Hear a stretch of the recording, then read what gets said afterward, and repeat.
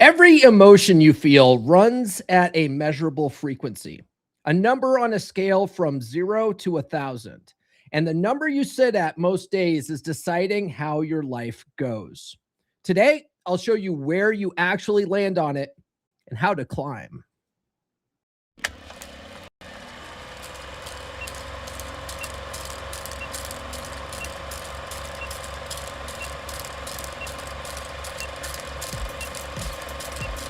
We're going live, baby. No. We'll do it live. You're listening to the premier podcast for men who want to not only be better with women, but want to be better men in general. This is the Come On Man podcast. And here's your host, Paul Bauer. Paul Bauer. Paul Bauer. Paul Bauer. Paul Bauer. Paul Bauer. Paul Bauer. He is a certified master life coach and NLP practitioner. It's true. It's damn true. What's good, guys? It's been a wild week, hasn't it? If you are new to the channel, my name is Paul Bauer. I help men level up and get better with women. And the funny thing about doing that is it tends to make us better men in all areas of our lives. Now, here's something almost nobody stops to check. The mental state you're sitting in right now has a measurable frequency, and it's running your day whether you notice it or not. Over the next hour or so, I'm going to walk you through the scale that puts an actual number on every emotion you feel, from the bottom all the way to the top. And here's the part that matters. That frequency isn't just something happening inside you. It's a signal broadcasting into the field around you, and that field answers back according to what you're putting out. The same physics that says the table under your hand isn't even solid, just dense energy vibrating fast enough to register as solid to your nervous system. You're broadcasting on the same field every waking moment. And once you see where you actually land on that scale, you get something most guys never get: the ability to move up it on purpose, instead of staying parked at a frequency that you never chose. So stay with me all the way till the end today, because the back half is where I hand you the 3 tools that actually raise your baseline: awareness, redirection, and release. Now, today we are on chapter 3 of my series on my new book, the Kybalion Revisited, that just dropped today on Kindle, paperback, and hardcover. The link's in the description and in the chat. And I was writing this alongside of this book that shall not be named until the 8-minute mark. So I'm going to take a couple months off from writing, if you don't mind. But today's chapter is all about the hermetic law of vibration. And before we get into it, I just want to show you this quick video. I just got an idea to share something like this, but this is pretty wild, okay? Just to see how vibration works in general.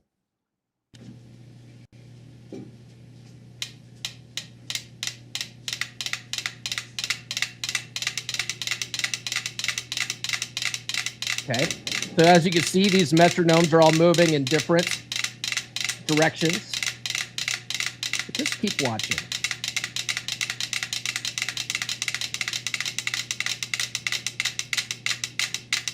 What happens when you get your vibration the right way, in sync, in harmony, right, with your conscious mind and your subconscious mind, your heart, your mind?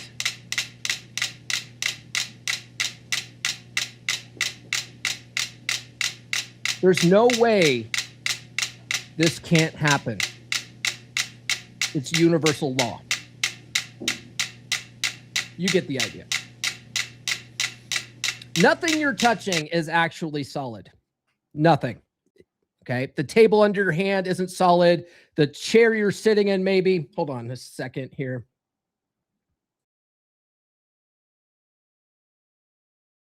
I had to sneeze there, man. All right. The table your hands resting on isn't solid. It's dense. The chair you're sitting on isn't solid. It's dense, right? It's fast vibrating energy bumping into dense, fast vibrating energy of your hand or your ass. And your nervous system reads that collision as solid, as something solid, okay? The solidity is happening in your perception, okay? Not the wood in the table, not the leather in the chair. All right. Because at the quantum level, there is no solid. At the quantum level, there's nothing solid. In fact, a vast majority of everything you see around you is space. All right. If you go down to an atom, right? An atom, and it's got particles rotating around it.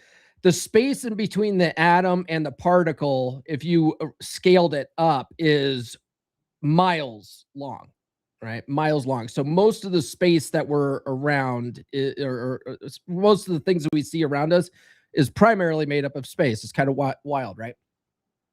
Now, once you sit with that, you start to see that everything around you is energy in motion, pretending to hold still. Max Planck looked at all of this as a giant field of energy. He referred to it as the matrix of reality.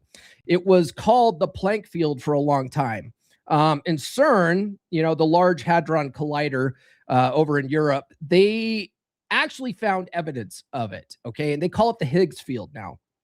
And we're all a part of the field. We're all energy at the quantum scale. You are not separate from the field. You are the field, okay? You are a part of it, just like everything else. Before we get too far into this woo-woo-ness, do be sure to like, subscribe, hit those notifications. I do have new episodes every Monday, Wednesday, and Friday. So the old teachers called this thousands of years ago, before anyone could actually measure it, before anyone actually had any kind of scientific proof, okay? So the third Hermetic principle says nothing rests, everything vibrates. And they stated it as a flat fact about reality, not some kind of woo-woo spiritual opinion that you could take it or leave. And for most of history, you either believed it or you didn't. There was no way to really check it. We didn't have tools 5,000 years ago to see at the deepest levels of matter what's really there. Okay.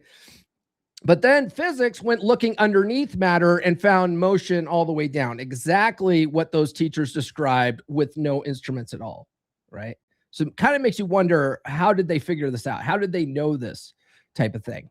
Now, I don't know if I believe it or not, but okay, if you study Hermetic philosophy enough, there's this idea that it goes all the way back to Atlantis, and I don't know if I necessarily believe in Atlantis, but if you read the book, The Fingerprints of the Gods by Graham Hancock, I believe his name is, he wrote a very compelling book that shows that our Earth is much older than we think, as far as human race and our civilization. Like, civilization itself is older than we think. And he goes on to make the claim that Atlantis is actually Antarctica, and the Earth was tilted at one point to where Antarctica wasn't frozen, and that's where the base civilization is. And he says there's satellites that show that the ice has pyramids under it. I don't know. I wasn't there. Okay. It's not the point. It's not the point to go focusing on all this wild, weird stuff that, we really don't know. Okay. But what we do know is that everything is really made up of energy in motion. Okay. And it's just moving at different rates of vibration. Now, a lot of you dismiss this stuff as woo-woo. I get that. But we all know that at the smallest levels, we have atoms and particles, right? So when talking about how the table in front of you isn't really solid, why do you think your mind has a hard time believing it? Drop it in the chat or down below after the replay. And by the way, if you've been tuning into this series every week and you're getting value from these episodes, why not send a little support as a super chat now? Now, everything your senses hand you is just vibration that your mind, that your brain is decoding, right? The color red isn't a property of the object. It's your brain's response to a specific frequency of light bouncing off that surface. Now, I'm listening to a book right now, and I'm going to show you a clip here in a little bit by Donald Hoffman. He's a doctor of God, what is he a doctor of? I think I got it written down here. He's got a PhD in computational psychology from MIT. And he's in the book I'm reading is called The Case Against Reality. And I was listening to a podcast he was on. Oh no, it was a speech he was giving. I was listening to that last night. And he was saying how what we're taking in this information and our brains are literally constructing what we're seeing around us. And it takes like less than a millisecond for our brains to do that, right? To construct what's going on out here. And he was demonstrating it with different optical illusions and stuff. He was saying how, like, he was showing these dots on a screen. And he goes, now if I push this button, he goes, your brain is hallucinating these bars going across. He goes, but those bars don't exist. He's like, your brain is creating a flat line around these bars. He goes, but all I'm doing is changing the color of these different dots. You know what I mean? He's like, but your brain is constructing this. Okay. So the reason why we have optical illusions is because our brains are constructing our reality around us, and what we're actually seeing isn't necessarily real. Okay. So sound is vibration in the air, touch is vibration, touch is vibrating matter, meeting vibrating matter. So your whole experience of the world is built out of frequency. And I've talked about this on the podcast several times now, but you know, what you're perceiving as reality is being interpreted by some tissue that's in a dark piece of bone. It's never really seen the light of day. You've got your five senses, your vision, you have your hearing, you have touch, you have taste, you have smell, right? And that's the data that your brain is processing to create this construct this reality in front of you. Okay. And the thing during, you know, is pretty interesting, right? And so the thing doing the interpreting, your own body is vibrating too. So you're vibrating, you're a vibrating system reading vibration. Okay. Now I know some of you are thinking, Paul, look, okay, I see green grass. We can all agree the grass is green, right? Paul, for the love of God, I see that the sky is blue. We can all agree that the sky is blue. But have you considered what you see as green grass or blue sky might be different than what I see? I mean, you can point to the sky, and I would call what we're seeing a blue sky, but it's my concept of blue. And is my concept of blue the same as your concept of blue? While you ponder that, let me show this clip of Dr. Donald Hoffman from a recent interview on the Know Thyself podcast. It's pretty wild, just to give you a little something to think about.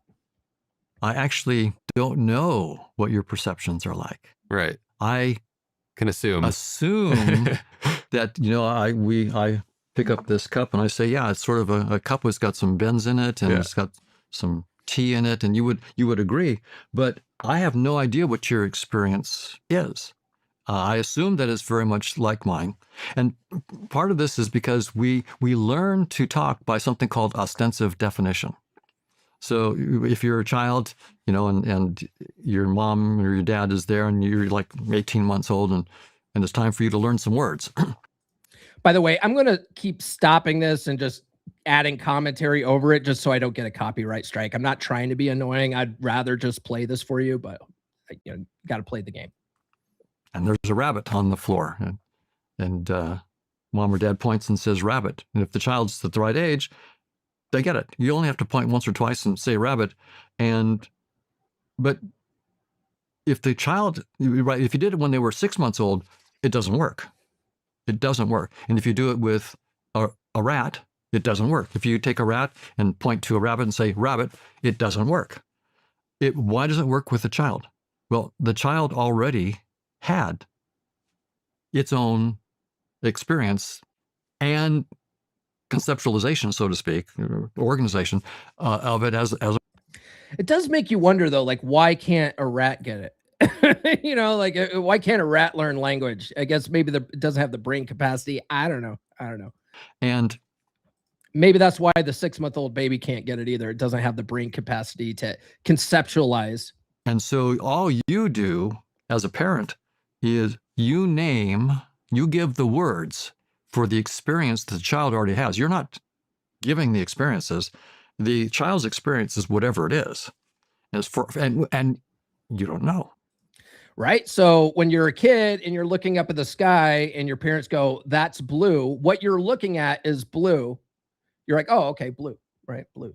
But your version of blue might be completely different than your parents' version of blue, but they've given it a name now. Now you know what to call whatever it is that you're looking at. Yes? Isn't that wild? How can you ever know? For all I know, your world could be utterly different in conscious experiences. Mm-hmm. Now you, of course, you have some empirical evidence for this. Got to have that empirical evidence because this is objective reality, right? Objective reality that we're looking for. But it is also just important to highlight that even within the spectrum of human experience, there is variance that we do know of, and there's also a lot of variance that we don't know of that we just assume that is the same. That's right. So in color, so we assume that I talk about the green plants here and a little bit of red in the carpet and so forth. And I assume that your experience of red and green and so forth is. By the way, I don't know if I could ever go on a show like that and be all Bear Grippered and just have a casual conversation. All Bear Grippered like that. I don't know. Maybe that's just me. Very similar to mine, but there are women. I mean, like talk about woo woo, right? Like I got to be all Bear Grippered to be anyway.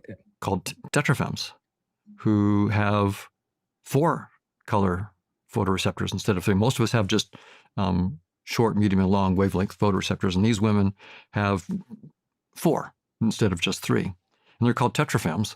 And they, I'm actually friends with someone who's done research on this, Kimberly Jameson and others who have done research on this. And they can do genetic tests, and they find these women that have the gene for being tetrafems, and put them in psychophysical experiments where you test their color discriminations, and they're finer than ours. They actually have different color boundaries and finer discriminations. They can see, maybe an order of magnitude more colors than we can. So we already have empirical evidence. Again, we don't know what it's like to be a tetra. I don't know what it's like to. I mean, no guy could ever know, and most women could never know. But even if you're a trichromat just like me, the fact is I have no idea what your experience is like. I assume, and I'm not saying it's a bad assumption. I'm not. If I had to bet, I would say there's no reason for me to disbelieve. But I just want to point out that it's a belief. It's not a proven fact. That's right. So what you see as blue, and you're assuming that what I see is the same thing as blue. We both call it blue, but you're assuming I'm seeing the exact same thing as you. There's no way to actually prove it. It's a belief. Isn't that wild? Isn't that wild? His book, The Case Against Reality, will definitely bake your noodle. And speaking of noodle baking, I know for a lot of you that thinking about reality not being what you experience is hard to wrap your brain around. I mean, you've been told things your whole life. You've seen things your whole life. And all of that information has combined to form your beliefs, your paradigms, your perception of reality.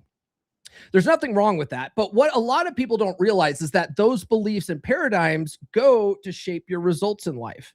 And for a lot of you, your results aren't exactly what you want. Life has been happening to you instead of for you. So while my new book, The Kybalion Revisited, goes into some of these quantum and neuroscience ideas, and they can be difficult to wrap your mind around, the instructions about how to use this information so you can start intentionally creating the results you want, you'll find will be very easy to wrap your mind around. In fact, you don't have to believe the quantum science stuff, the woo-woo stuff, or the neuroscience stuff. You just have to follow the directions. You just have to follow the instructions. And there's no way you can't get the results you want because it's universal law. Grab your copy on Amazon today. Audible drops next week. Why doesn't anyone talk about the book from 1908 that described quantum physics and neuroscience before the equipment existed to test it? Attributed to 3 initiates, 7 principles, and a claim that this is how reality actually operates. There's an axiom buried in that book that rearranges how a man shows up in life once he understands it, and it has nothing to do with luck. In fact, quite the opposite. Hold that thought and look at your life. You're already doing the work. The job, the gym, the bills, the woman in your life. You're putting in effort most guys are too lazy to do. And a lot of it still comes out the same way it came out 5 years ago. You react to what happens instead of causing what happens. The stock market dips, you worry. Your girl pulls back, you scramble. Here's the uncomfortable part.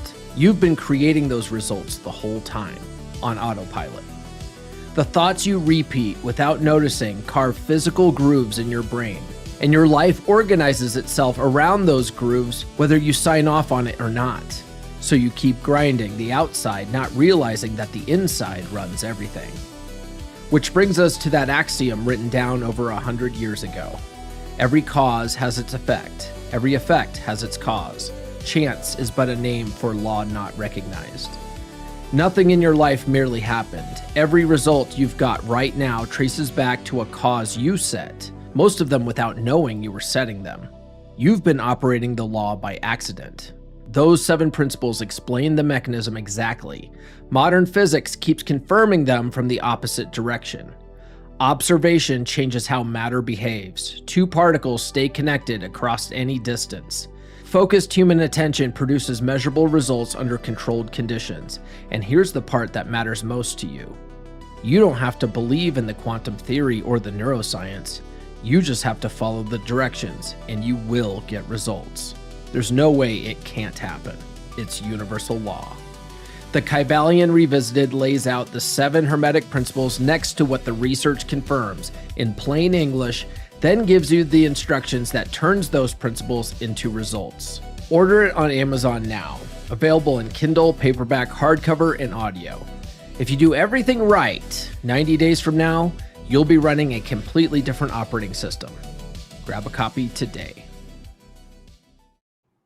Indeed. And some of your guys' chats are showing up and some aren't. I was looking, I went to go paste the link and I got some kind of error message. And when I went to go check during the break on my phone to see if it went, I saw a comment from brother Mike Steele about Goth Chick. And I was like, God damn it, I can't see it to show it on the screen. But he did say Freaky Friday. Brother Dale says, woo friggin' woo train is on fire today. Goddamn right, sir. Goddamn right. And oh shit, hey AJ, good to see you, man. He says, just giving some love. I have your ringside arch nemesis staying with me for a couple of weeks. Oh, hey, tell Glenn I said, hey, what's up, man? He I don't know if he likes this woo-woo stuff. I don't think Glenn's into this woo-woo stuff. He's too much of a Christian to like this stuff. Let me bring this up here since I'm not seeing any super chats. Let's see here. Oh, you know what? That's weird that it went away, but I have this that I want to show.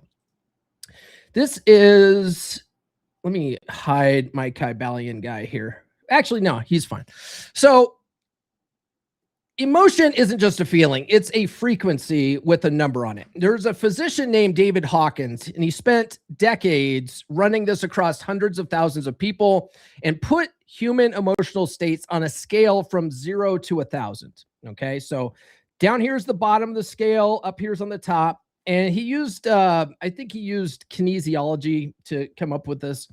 And what's really interesting, he wrote some really profound books. He wrote one called Power versus Force. My favorite book of his, I like Power versus Force. He read that for the audiobook. I really wish he didn't. It's one of those situations where you just wish that the author didn't read it himself, because it's just so mind-numbingly boring. But he wrote a really good book called Letting Go, which I highly recommend. That is a phenomenal book, especially if you're a person that's living in anger and you're always mad all the time, or you have other kinds of negative feelings, which are down here on the scale. Hold on a second.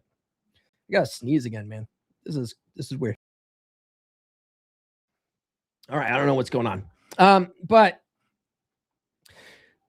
he made this scale, right? He made this scale, and every state got a calibrated number. Shame down.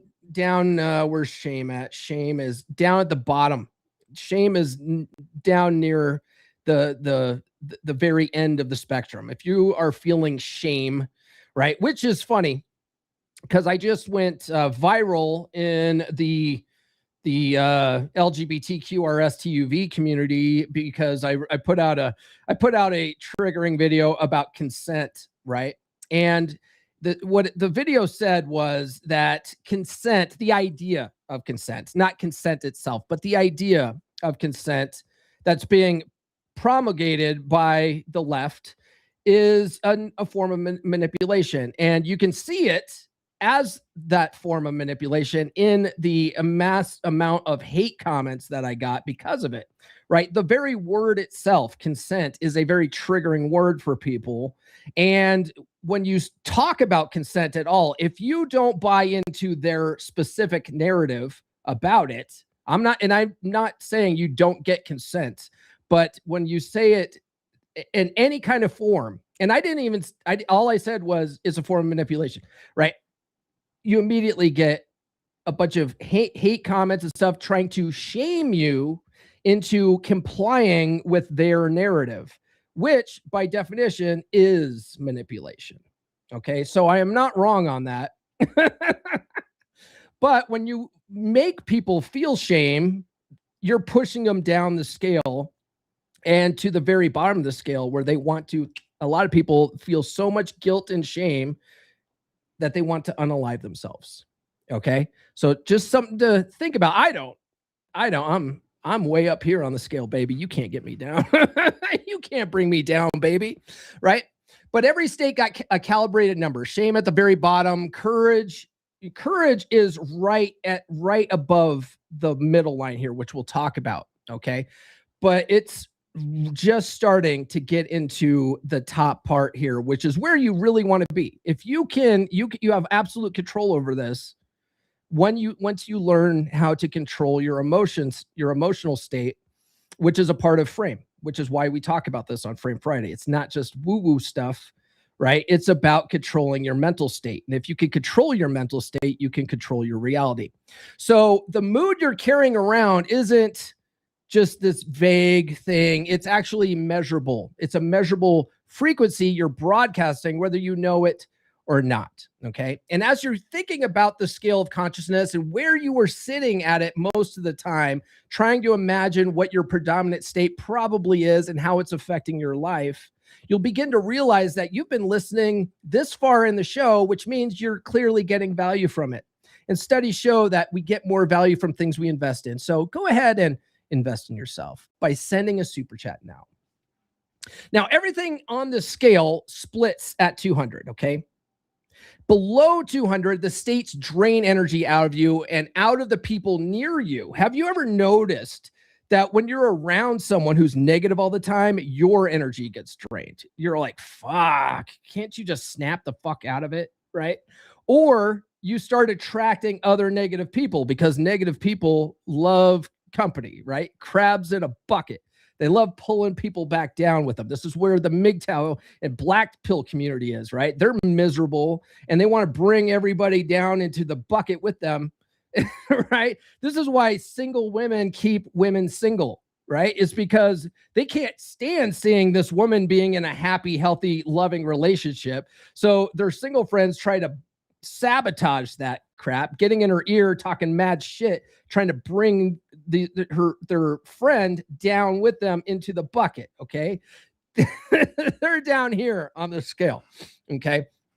And so what David Hawkins' book about, Dr. David Hawkins' book, Power versus Force, it talks about this. Okay. Above 200, you're in your power. You're operating in a very powerful state where you're controlling your reality. You're controlling your own experience. It's almost like things become effortless when you're operating up here. Okay. And this happens in all areas. Okay. I did about, I don't know, maybe 2 months ago now, was it? I did my episode on heaven versus hell, and it was based on this chart. Okay. You're living in heaven when you're up here, and you're living in hell when you're down here. And it's not that hell is some fiery place of torment that you go to after you die. You're living in either heaven or hell right now in your very experience based on how you're feeling. Okay. And you have absolute control over this. But most people, when they're down here in the negative state, everything's happening bad to them. They can't stop it. They get depressed. They're like, God, why does this keep happening to me? Right? That they're down here. They're literally living in hell right now. Okay. Courage sits right on the edge. Okay. And even indifference is getting close. Right. But even indifference, and we talk about indifference in the space, right? Indifference with women makes a difference. The thing is that you'll hear me talking about handling women's shit tests a lot. And I'll say agree and amplify is actually better. In fact, guys who are in dead bedroom situations, when I'm working with them one-on-one, right, I teach them how to handle shit tests in like week 2. And the guys that can get the agree and amplify stuff and turn their women's shitty behavior into a joke and have fun with it, right, they actually get out of their dead bedroom much quicker. In fact, some of these guys, it's over after that second week because they're like, oh, is this all I got to do? I don't have to be mad at her bullshit. I can actually turn it into a playful joke. Okay. Well, then what happens is when their woman comes at them with the bullshit and they turn it into a playful joke, she starts coming around because that playful joke turns into witty banter. Witty banter turns into flirting very quickly. Flirting leads to sex, right?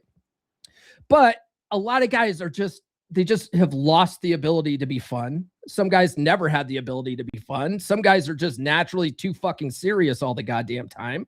So those guys, the next best thing is, oh, well, treat her bullshit with indifference. Okay. But you're still living in hell when you're down there. But it's much easier to at least get here when you're living down here. It's much easier to at least get to a place of indifference, right? And then once you can get indifference down, then start working on agree and amplify and all that kind of stuff, right? Because then you're actually starting to have fun, right? You're starting to live up here a little bit more, okay? But courage, I want you to think about courage because it's just above that line. Courage means that you can look at your situation honestly, admit what's not working, and then actually start fucking doing something about it, which is why everything below tends toward denial and avoidance. Is because down here, you're not in your power. You're struggling to even get through the fucking day, right?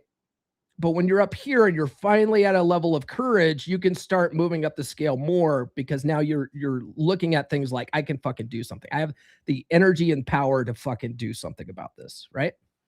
All right. But now that you're looking at the scale and you understand the difference between power and force, I want you to think about something for a minute. When you have over 100 guys in your corner pushing you, checking your blind spots, and helping you level up in all areas of your life, do you think you'll be more in your power, or do you think you'll still be trying to force things to happen for you? While you ponder that question, just know that you can run with the wolves for 7 days free of charge to feel what it's like to have that many men on your side. And now is the best time to check it out because tomorrow at 11 a.m. Eastern time is our monthly pod class exclusively for members. We'll be talking about spinning plates and building a roster. Brother Mike Steele, who's in the chat right now, Brother Woody, the ice cream man, and maybe a couple of other guys, depends on what's going on, are going to be joining me. So what are you waiting for? It's time to run with the wolves, brother. Ooh, what is that? There we go. Bear Club? Not anymore. Wolf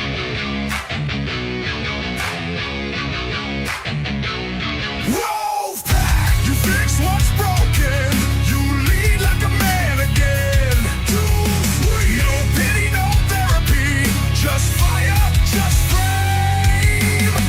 Cold bed, broken home, midlife drift, feeling alone. You don't need hacks, blogs, lies. You need men with fire in their eyes. We rebuild from the ground up. No excuses, no soft stuff. Telegram lit 24/7. Brothers locked in steel, not heaven. Step inside the pack. We don't fall, we attack. Truth, fire, presence, we bring it back. Masculine pride, no time to slack. Step inside the pack. Drop your past, claim your track. No therapy talk, no playing small. We sharpen blades, we take it all.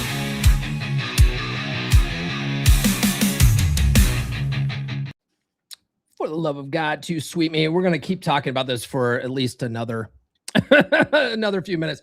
Ty's in the house. He says, oh yeah, my comment didn't go through. Morning, guys. Hey, good to see you. And then brother AJ says, I told him you're speaking witchcraft today. Yes, we're all summoning demons here. Instead of talking about our feelings, we're summoning demons. He goes, I'm here for the sneezes and the woo-woo. Hey, good to hear that. Nurse Chick says, good morning, gentlemen. Nurse Chick always gets this. I'm so naughty. She is. I'm gonna come. Oh, I will. She must be ridiculous. That's fucking ridiculous, man. Absolutely. Brother Mike says, morning, Nurse Chick. I have a goth chick. Yes, and that goth chick is what, 10, 11 years younger than you? You dirty dog. You dirty little doggy. Oh, shit. We got a $10,000 super chat from Johnny R3479. He says, thanks, Paul. This is great content for a guy like me that's been unconsciously suppressing emotions for decades and needs to learn to wield this power I've discovered. Yes, definitely wield it. And we're going to give you this one here. I was just going to say it. This guy fucks. Am I right? He definitely fucks for sending that super chat. You could fuck like him too by sending a super chat, by the way. I just FYI. All right, so pride. Where's pride on the scale? It is pride. Pride is just below the line. So pride is you're still living in hell. Okay, so pride calibrates at 175, sitting just under the line, and from the inside, pride feels powerful, which is exactly why guys mistake it for strength. And you know where pride tends to get you? Right in the ego. Right in the ego. This is why a ton of men lose frame during shit tests. Okay. A woman takes a jab at something that most men are insecure about, right? Small dick energy, bald, nobody wants to fuck you, etc. Okay. This is why a lot of men get into physical altercations, because their pride gets insulted, right? This is why you want to go swinging at things, right? And I used to get into fights every week, or, sometimes multiple days in a week when I was in elementary school.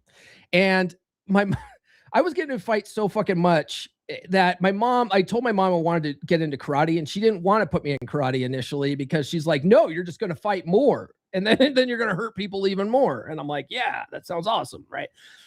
The thing is that my mom went searching for a martial arts school, and she went to several of them, and she found my mom wanted to find a karate sensei that was a lot like Mr. Miyagi. Right. That was her level of, this is the ideal karate teacher from a movie. I got to find a guy like him. So my mom found Mr. Bodhi, and Mr. Bodhi, the best thing that man taught me was mindset. And if you guys haven't read it, I talk about Mr. Bodhi in Psychology Paradigm. Psychology Paradigm talks about Mr. Bodhi. And by the way, on Facebook, because I'm actually friends with one of the other senseis there, Miss Spillane. This lady, Mrs. Spillane, was one of the assistant senseis there at the school. I'm friends with her and her two kids that I went to school with, Jonathan Spillane and Dominic Spillane. And it's funny, when I was writing this, I couldn't remember for the life of me the black belt rules and the leadership rules that Mr. Bodhi taught us, which essentially were affirmations, right?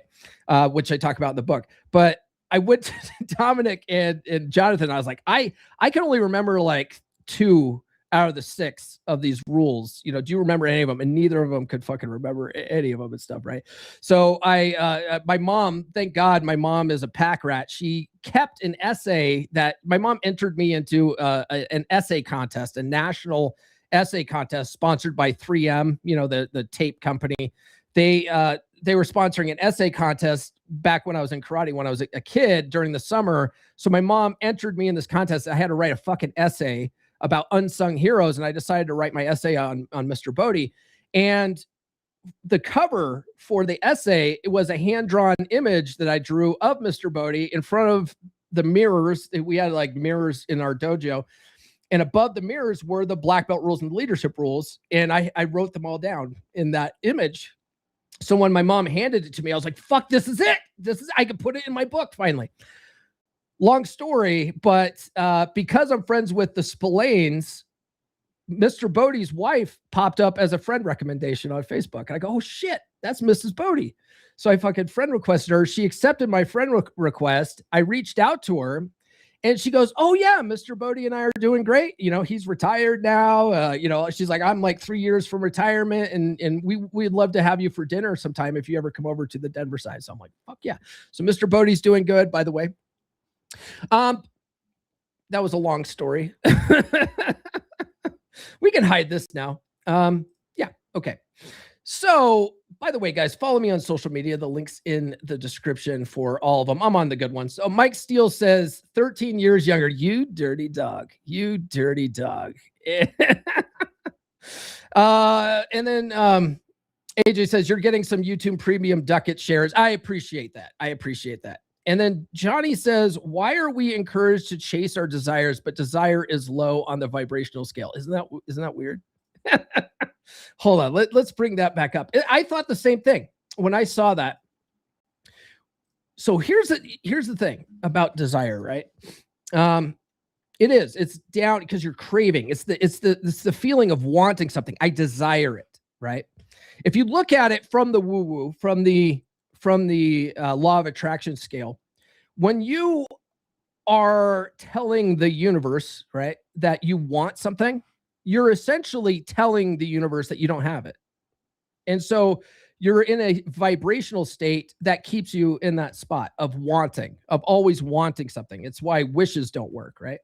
And so now, is that true? Is it the universe, right? Or is it that your mind can't handle negation very well? And so when you're saying, I want this, I want this, I want this, your mind is in a state of, I don't have this, I don't have this. And it keeps you operating from that mentality, right? Because our results, we're going to really get into this when we talk about the law of cause and effect, right? But our results in life are like, they start from our mind. Our minds create our actions create reactions. Those reactions give us our results in life. So if you're in a state of always wanting, your actions will just continue to act like you don't have this thing. All right. So one of the things that you have to do when you desire something is to think of it like you already have it, like act as if you already have it, so that your mind starts believing that you already have it, because everything comes down to beliefs at the end of the day. So that's why we write things in present tense as if we're already doing it. Okay. But then once you like say your affirmations or whatever, you want to just let it go. Let it go. Don't stay in a state of wanting and needing and all this kind of stuff. This is also why you push women away. When you're acting needy, like I need a girlfriend, right? You end up repelling them with this thing, right? But if you act like, whatever, you want to get up to a state of acceptance, right? Which is up here, more up here on the scale, which is 350. Right? 350 is acceptance. Once you get there, like you just naturally attract the shit. Okay. That's why. Isn't that weird? That's weird, right? Okay. So women, speaking of women, because we just talked about neediness, women read the frequency you're actually running at, not the one that you're trying to be, but what you're actually running at. So your baseline frequency broadcasts continuously, and you can manage your surface presentation for a while, but the real signal never shuts off. Okay. Women's attraction systems are tuned to pick up stability, right? This is why women shit test you, because they want to see if you have your shit together, right? So they test you. And they're reading your baseline accurately, even when they couldn't put words to what they're reading, right? This is why women like get the sense that a guy's creepy. This is why, like, oh, he's needy, right? And you're like, I'm not needy. I'm being romantic, right? I'm calling you all the time. I'm trying to text you all the fucking time. I'm bringing you flowers and chocolates and all this stuff to show you I desire you. But the desire is on the lower scale, right? And she's like, ugh, you're needy. She feels it. Okay. So the guy who's done the work, he's not literally calm. He's not performing. He's not faking this type of stuff. He just is. He's unrattled by stuff like this. This is why, like, when women shit test you and you don't get up all in your feelings and blast her and get all pissed off and storm out and whatever it is, you're like, I'm leaving, fuck this shit, right? If you're not that way, if you can just, like, this is where amused mastery is really handy, right? Because once you can get to a place where you control your reality and you see her bullshit the way, like, for what it is, which is just her being a goofy, acting like a goofy teenager, you're just like, God, you're so adorable, right? Like, you're not rattled by this shit because you're living higher up on the scale. Okay. And so women can feel like they feel this, they see this shit. Now, is it the energy that they're feeling? Or is it that they're reading your body language and your tone and all that kind of stuff? Maybe a little bit of both, because we do have this thing called the proprioceptive nervous system, and that can feel energy. This is why you could feel when someone's looking at you from behind. It's because the proprioceptive nervous system picks up on that signal, that energy coming, and you go, what the fuck is, like, who's staring at me, right? That's why. The intensity of a feeling tells you nothing about its frequency, though. Okay. So like Brother Johnny said, right? He's like, why is it that we're told to desire these things? And, it pushes things away, because you could have intense desire. Okay. But it doesn't really tell you what the frequency is. Like, I just want it harder. You need to want it harder. Right. But it's still that same frequency. It's still the same frequency on the scale. So infatuation, for instance, infatuation feels enormous from the outside, but desire, right? Infatuation, desire, very similar things. It's below the line of real power. Okay. The love that Hawkins put at 500, it's not a romantic feeling at all. Romantic attachment actually calibrates lower because it's loaded with need and conditions. All right. This is also why covert contracts don't work. Some of the most intense states a man can feel are the lowest ones on the scale. Right. So how strong it feels is no evidence of where it ranks. This is why, like, some people have intense anger. Right. One of the brothers in Wolfpack, recently, he's been having problems with his wife. He's been having great experiences with his wife, especially after the Heaven and Hell episode. He was like on a different level of reality. He was like fucking floating there, cross-legged, floating through the sky with his level of on the scale with his wife. And then she fucking started ragging like a week ago while they were on vacation, and he fell right fucking back down to anger and resentment. Fucking hates her again. He's like, he was talking about in the chat the last couple of days. I would say he had intense anger, but it's still calibrated the same on the scale. You see? Brother Uncle Bob, we go by Uncle Bob now. Uncle Bob and I were, going back and forth, talking him through all this type of stuff. He eventually decided to go back and re-listen to the Heaven and Hell episode, because he realized that the reason why he's seeing his wife as a fucking bitch is because he's seeing it through the lens of anger and resentment. And when you're in that state, it does shape your perception of things, because your mind starts looking for evidence to keep it in that state. And we have a negativity bias. We naturally want to feel bad for some stupid reason, right? And so when you're in that state, you're just looking at other things to be mad at. That's why, like, when you stub your toe in the morning, like, now everything goes to shit because you're in a bad state, right? And your mind's just showing you evidence of the stuff. You can't see all the good stuff around you. You just can't fucking see it because your mind's not showing it to you. This is your reticular activating system. Okay. So when you can recognize that you're in a negative state, we're going to talk about it, how you can actually get out of it. Okay. Because you want to get out of it. You want to get out of that negative state. It's not serving you. It's not serving you to be in that state. So you've got to actively get out of it. And the thing is, our negativity bias is so bad that it's like a 4-to-1 ratio. You have to start thinking of like at least 4 good things to just start moving, get up the scale. It takes effort to move up that scale. Right? It's easy to stay down in a state of anger, resentment, fucking whatever, depression, whatever it is that you're feeling that's negative. It's easy to stay there. It's hard to get out of it. And it's almost like you don't want to get out of it.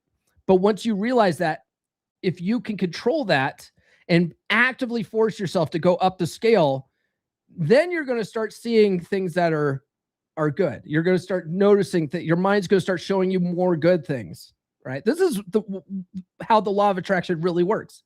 It's not that other things are being attracted to you. Your mind is showing you opportunities and stuff that it didn't see before, and you're attracted to it. Okay, that's how it really works. I've been reading this book called The Four Arcanes, and it's like it takes the Kybalion and just fucking really blows it up and explains every fucking detail. It's a really thick book, written by William Walker Atkinson. And this is essentially how it really works. It's not that things are coming magically into your life. It's that your mind's showing you more things, and you're attracted to the things that you want. Right? That's how it really works. It's not magic at all. Okay. So we were talking about intense feelings, right? So let's get down to the quantum level. At the quantum level, more than one version of your future is real right now, according to the many worlds theory. Okay. So physics describes events with multiple possible outcomes existing side by side until an observation collapses them into one solid reality. And those branching possibilities get called timelines, right? There are other timelines. If you ever read the book, oh God, what is it? It's a really long book. It's reality transurfing. You know, this is the idea of it, is that we have all these different, and he doesn't call them timelines. He's basically like, you have different film reels. The thing is it doesn't matter like how you talk about it. It's all metaphor. It's just a way to imagine how this stuff really works, right? It doesn't mean that it actually works this way, right? But it kind of does. And the thing is that our minds, like our subconscious minds, only understand metaphor, symbolism, pictures, and stuff like that. So when you're talking to the subconscious, it's easier to put it into a thing that you can actually imagine, right? So in reality transurfing, he talks about it like film reels, and each section of your life is a individual frame in a film, right?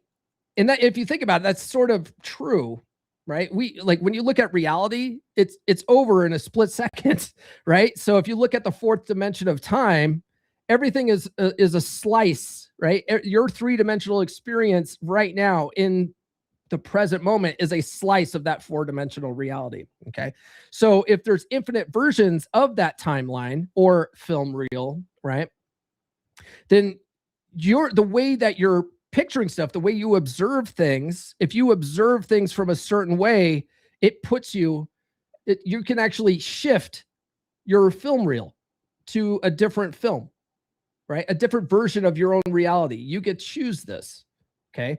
That's according to reality transurfing. If you ever read Neville Goddard, he essentially says the same thing. He talks about thinking from the fourth dimension, right? Thinking fourth dimensionally. He's got a book called Out of This World, and it's a phenomenal audiobook. If you are in the W.O.L.F pack, okay, if you're in the W.O.L.F pack, there's a lot of these audiobooks for free in the gratitude group. Okay. And the gratitude group is where we get all woo-woo. It's actually where we work on this stuff. Because guess what? A part of getting out of your negative state, one of the easiest ways to do it is focusing on gratitude. That's why the gratitude group exists, right? But I have these books in there. And Neville Goddard talks about thinking from the fourth dimension, which is thinking from the future, as if you've already achieved this thing, and like acting as if you're already living in that future. And the thing is when you start thinking that way, your mind will start pointing out things that will lead you there. It's fucking wild. Okay. It's not woo-woo at all. All right. But it's cool to think about. It's cool to think about, right? So the branch of this reality that you end up experiencing is tied to the state that you're in at the moment that your attention meets it. So if you change the frequency you're operating at, and you end up changing the version of reality you're building, the same way a radio can't receive a signal it's not tuned into. Right. If you tune the channel to, cool 105, but you want to listen to hard rock, all right, you're not going to ever listen to hard rock. It's going to be all oldies bullshit, right? Because you're like, fuck, why can't I desire the rock band, but I'm getting fucking, I don't know, the Beatles or some shit, right? So You got to tune the dial. You got to change your frequency so that you can start tuning into the things that you actually want. It's not woo-woo, it's reticular activating system pointing shit out to you. Okay? Whew. Which brings us to, you physically can't run two opposite emotions at the same time, which is a feature.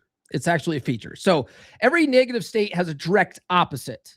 When you think about the law of polarity, okay, has a direct opposite: fear and courage, anxiety and gratitude.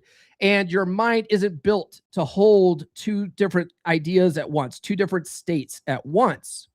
So if you're sitting in anxiety, then you can, one way to get out of it is deliberately working through 20 things you're genuinely grateful for with enough detail to actually start feeling them. And the anxiety actually loses its grip. Same thing with depression. Same thing with anger. Okay. If you could just stop and think about 20 things that you're grateful for, if you're in a state of anger, right, and you're like, fuck, right? All this takes awareness. You have to be aware that you're in this state and realize it's not serving you. And you can only do that from the third-party observer effect, which we talked about in the first video of the series, right? You have to have that third-party observer effect to recognize that you're in a state that's not serving you. Okay, this is why I like to use the heaven and hell metaphor, is because when you're in that negative state, you need to start thinking, fuck, I'm living in hell right now. I don't like this. This doesn't feel good. Why am I here, right? Once you get to that realization, go, fuck. Paul talked about gratitude. So start thinking about what you're grateful for in your life. And it can be fucking anything. That's the magic of it, right? You can be grateful that you have clothes to wear and that you're not have to run around naked all the time. Although it has been pretty hot lately. You almost want to run around naked. It's so fucking hot out lately, right? But you're grateful that you have the internet to listen to this, right? Maybe you are, maybe you aren't. You have a roof over your head. You have food to eat tonight. You know, some people are starving, right? What else can you be grateful for? And like I said, it's going to take you 4 of those to start climbing out of it. So it's your first 4, you're going to still feel pissed off or depressed or anxious or whatever you're feeling. But then after that 4th one, you're starting to climb up the scale. You're starting to climb up the scale. And once you can just hyper focus on the things you're grateful for and do at least 20, you can do more if you want, then you're going to be more in a state of gratitude. And when you're in a state of gratitude, you're higher up on the scale. Okay. That's how you get out of this shit. That's how you control your emotions. For frame, it's one of the 4 pillars of frame is emotional control. This is one way to start controlling your emotions, to start climbing up the scale, to start living in heaven, right? And the thing is, you're not forcing it out. You're just tuning to a different frequency, and the old one fades because you stopped feeding it your attention, right? Energy flows where attention goes. If your attention is on shit you're pissed off about or depressed by or anxious with, right, you're going to stay there. So you've got to start focusing that attention somewhere else on gratitude. And gratitude's a great one. There's lots of different things. One thing I said, I think in the heaven and hell episode, is if you're pissed at your wife, if you start thinking about things that you love about her, right, that's going to bring you up the scale, because love is the top of the scale. Love is top of the scale. If you could think about all the different things that she does that makes your life valuable, that she takes off your plate. Yeah, she's not perfect, but none of us are fucking perfect, right? So just start thinking about things you love about her. It'll bring you up the scale. It'll bring you up the scale, because you can't focus on more than one emotion at a time. Okay. That's how you get out of it. We have one more super chat, $5,000 super chat from Rob Dennis. He says, how do I send a super chat? Just like this. That's exactly how you do it. And for that one, I'm going to give him this one. Respect the cock and tame the cunt. That's what we do. That's what we do on this channel. Absolutely. Thanks for that, man. And Mike Steele says, like that. Yes, that's exactly how you do it. And then AJ says, you want to conquer and control anger, get the first 4 books of Thor's A Dominant Masculine Presence series. Yes, indeed. Yeah, in fact, AJ wrote one.